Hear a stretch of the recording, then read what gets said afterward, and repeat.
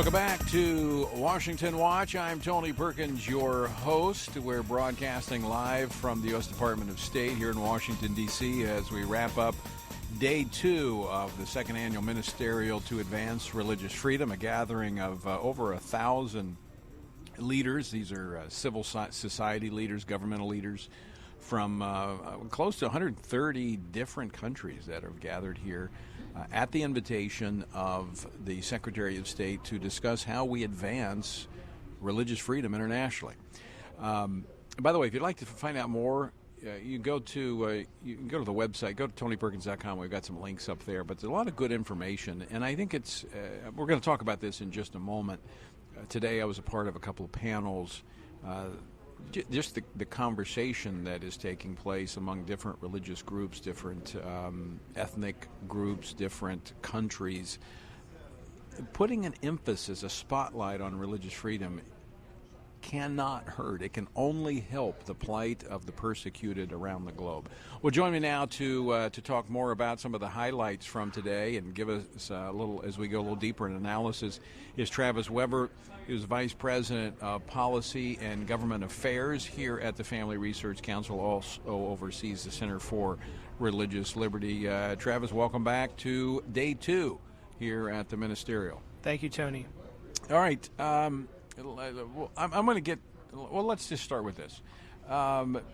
Big takeaways for today. What was, I'm going to go in, I got some clips I want to play here, some sound bites that Connor has pulled up for us. But first, what was big ticket items you saw today? Yeah, big ticket items today. I think the one theme, if I had to boil it down to one, the role of religion in the public square, as highlighted by the role that faith-based communities play in the building and rebuilding of society. And that's really the way to boil it down in many ways today.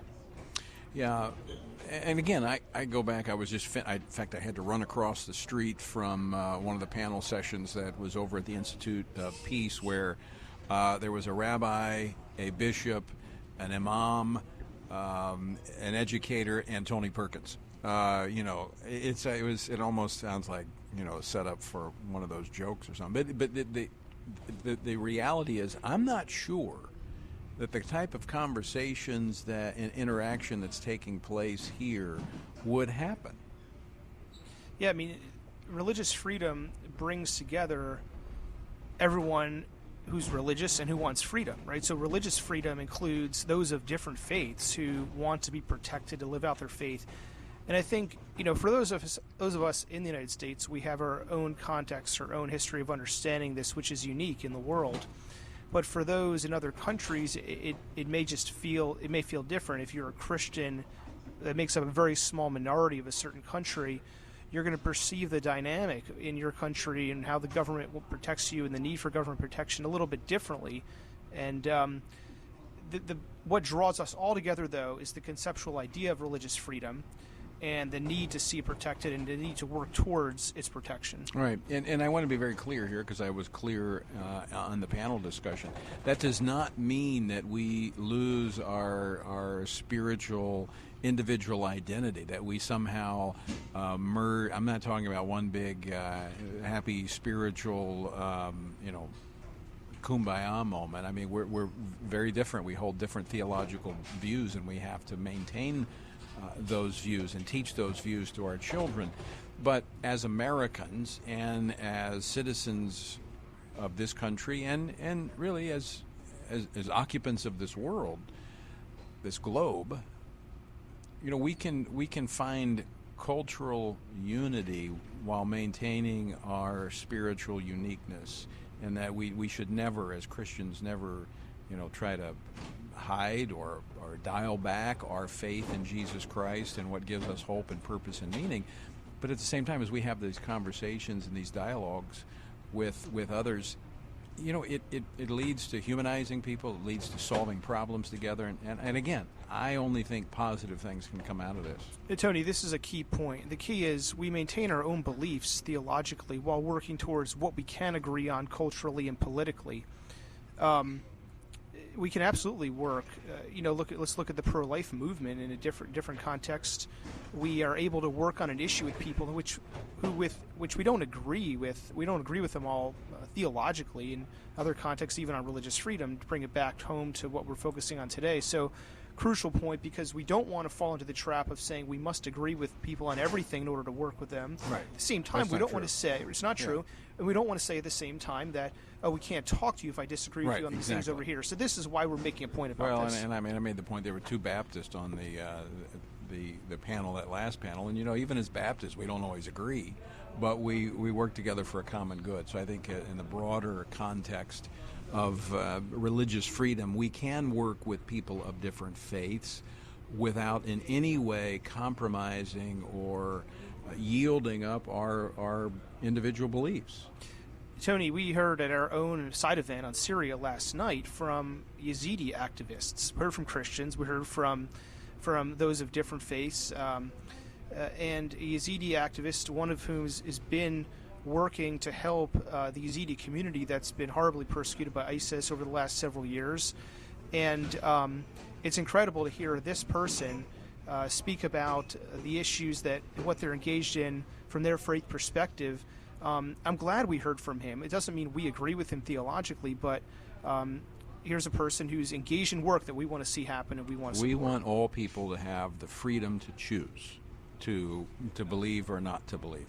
And by the way, folks, if you missed that excellent gathering we had last night at FRC, which we broadcast on the web, you can still watch it. It was very informative and just extremely informative as to what's happening in northeast Syria. There's a link at tonyperkins.com, and you can go watch it. We actually had leaders from northeast Syria that were here speaking from, again, different faith backgrounds, as Travis said. Okay, Travis, I want to get to some of the high points from earlier today here at the Ministerial. A lot of folks remember Asia Bibi, the woman who was imprisoned in Pakistan, charged with blasphemy. I mean, a long ordeal, finally released just a few months ago. Well, there's a backstory that was told here today. Shan Taseer, the son of a governor in Punjab, India, who was assassinated in 2011 for calling Pakistan to reform their blasphemy laws. There was a fatwa put out for this governor's death, and he was ultimately killed by his own bodyguard in December of 2016. Here's a clip from what his son had to say here today. So my name is Shan Taseer. My father died defending a poor Christian woman in Pakistan who was accused by the blasphemy law. The world has come to know her as Asia Bibi, and today that woman is free. She's a free woman. She's been exonerated by the highest courts in the country. But I want everyone to know that there are 200 more Asia Bibis in jail in Pakistan today. There was one of the largest applause lines I've heard so far in the General Assembly of leaders was when the blasphemy laws were mentioned and a call for those to be changed. What's it going to take for Pakistan? And they're not the only country, but to see these blasphemy laws changed. Tony, I think that'll take two things: outside and internal political pressure, and secondly, social change and internal social pressure from forces within that society. The reason Pakistan is such a bad and unique situation is that you have a very extreme view within Islam on the question of blasphemy specifically. The Barlevi school of jurisprudence within Sunni Islam has developed to a point where they're taking this and applying it against non-Muslims when historically it had not been. And thankfully there are people working to overturn this and change this dynamic. I know Muslims who are working to explore within Islam and convince Muslims within Pakistan that they have the incorrect approach to this. But the point is, this is a long-term process within Pakistan. It's an extreme issue because you have this school of jurisprudence that was subscribed to by one of Salman Taseer's bodyguards who assassinated him. Now, the bodyguard was convicted, executed, and for this crime. But now we heard from the son of this political figure in Pakistan, Salman Taseer, who stood up against blasphemy laws, stood up for religious freedom, highlights the real extreme dynamic in that country. So the Pakistan Supreme Court overturn Asia Bibi's sentence, a good development, but it takes pressure on them to do that and this change at the same time. Right, and these laws remain not only in Pakistan but other countries as well. Another story this morning, Il Young-ju is another survivor of persecution who escaped North Korea with his family. His parents listened to illegal South Korean Christian radio for almost 10 years while in North Korea, which inspired them to develop and explore their faith and to find faith in Jesus Christ. You relayed the experiences he has heard from escapees of political prisons in North Korea. Here's a clip of what he had to say.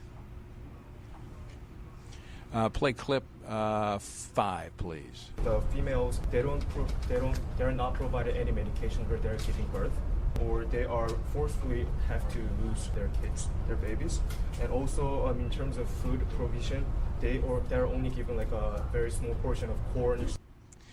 The stories that you hear from survivors in these prisons, religious political prisons, right here we're talking about North Korea denied medicines, no help with having babies, given only a small portion of corn to eat. Travis, North Korea is still on the top of the list of the 50 worst countries where Christians are persecuted. Our listeners need to, I think, urge President Trump to continue, and I know he is, but I think we got to keep reminding this administration that has so many different priorities that he needs to use his influence with Kim Jong-un to allow Christians to practice their faith without oppressive interference. Tony, the situation in North Korea is dire. It's extreme in terms of religious freedom problems. It's really going to take change at so many levels. We think about religious freedom there, but these stories of survivors are crucial. When I was in Taiwan several months ago, I met with another survivor from South Korea, and she described a horrific story of being captured, sent back to North Korea, being put through a forced abortion, and she gave a powerful testimony of her own faith in God, carrying her through that. But it was horrific. So we have to applaud and support these survivors, which helps shine the light back onto the oppression. And there's so much darkness. There's spiritual darkness, but there's darkness in terms of being able to see what's going on in North Korea. Yeah, and I think part of it, Travis, just as we saw 5 years ago, roughly, when we were pushing the Obama administration to recognize the genocide that was taking place in the Middle East with the Yazidis and with the Christians. The problem with that is once there is a recognition of the problem, there comes a responsibility. And I think that's why some are hesitant to focus on this. But as Christians in this country, I think we have to be educated. We have to know what's going on, and we do have to take responsibility. And part of that is praying for the persecuted church, those that are being persecuted around the globe. As we heard earlier from the Bishop of Truro, 80% of the world's persecuted population are Christians. Tony, absolutely. When it comes to North Korea especially, there are things there that we really need God to intervene and bring unity to the Korean church, North and South Korea. As the bishop, you referenced the bishop's comments. There was so much material today. They talked about, on that panel, in which you were also part of, the role that government reporting, government tracking of these issues can play. And I found it interesting that the UK had referenced our State Department's reports. One of their officers had referenced our report, helping her understand the issues of religious freedom. So the role that government plays in highlighting the issues. Another panel in which you were on discussing USAID's role, working with religious communities, the role of religion in the public square, and there are so many other issues we can get into here because this really all comes back to recognizing the role of religion in the public square. Without that, all of this is effectively sidelined, as we've seen it sidelined in the past. Right, and that was a key element of our last panel discussion about how government should recognize the role of the faith community in their call to serve their fellow human being and not try to marginalize and exclude them, which is exactly what we saw domestically in the last administration, Catholic Charities being one of the primary examples of that. It's extremely important that government see religious communities as partners in serving their fellow citizens. And some of this just goes back to faulty understandings of the Establishment Clause and sort of muddled thinking on this idea that you can't kind of work with religion in the halls of the State Department or in the federal government. The world is, I think that the latest Pew figures had 84% of the world with a religious affiliation, and that's only going to increase when you look at the number, the population growth. So why would we look at a factor that's integral to 84% of the world's people, integral to their lives, and say we're not going to deal with that? And that was another important part that came out of the one panel with the Bishop of Truro, talking about educating diplomats in the West of the importance of religion, because in the secular West, the West that has become increasingly secular, United States, that we don't understand that many people, in fact most people around the world, are motivated by their faith. And yet you have a group like the Center for Strategic and International Studies, a secular think tank, saying this needs to be included in foreign policy. Travis Weber, that music means you're out of time.